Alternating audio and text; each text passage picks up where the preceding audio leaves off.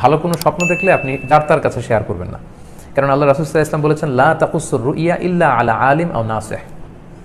স্বপ্ন কোনো ভালো আলেম, বিজ্ঞ প্রাজ্ঞ কোনো আলেম ছাড়া অথবা তোমার শুভাকাঙ্ক্ষী হিতাকাঙ্ক্ষী কোনো মানুষ ছাড়া কারোর সাথে তোমার স্বপ্ন শেয়ার করবে না। কেন করবে না? কারণ ফাইন্না রুইয়া তাকাউ আলা মা তুআব্বার, স্বপ্নের ব্যাখ্যা তেমনই হয়ে থাকে যেমন স্বপ্নের ব্যাখ্যা দেয়া হয়ে থাকে। আপনি কাউকে শোনালেন, হুট করে কেউ একটা বাজে ব্যাখ্যা করে বসলো, সাথে সাথে সেটাই হয়ে যেতে পারে। এজন্য স্বপ্নের কথা কাউকে বলা যাবে না। খুব কাছের, খুব ভালো বন্ধু, হিতাকাঙ্ক্ষী, শুভাকাঙ্ক্ষী কিংবা কোনো বিজ্ঞ প্রাজ্ঞ আলেম ছাড়া আপনি আপনার স্বপ্নের কথা কারোর সাথে শেয়ার করবেন না।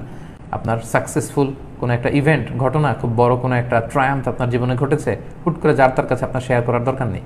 আপনি যদি ফিল করেন যে সে আমার হিতাকাঙ্ক্ষী, শুভাকাঙ্ক্ষী, এতে কোনো বদ নজর লাগবে না, সে আপনার জন্য দোয়া করবে, সে আপনার ভালো কামনা করে, আপনি তার সাথে শেয়ার করতে পারেন। তাছাড়া একই কথা ইয়াকুব আলাইহিস সালাম যেটা বলেছেন লা তাকসুস রুইয়াকা আলা ইখওয়াতিক, শেয়ার করা যাবে না।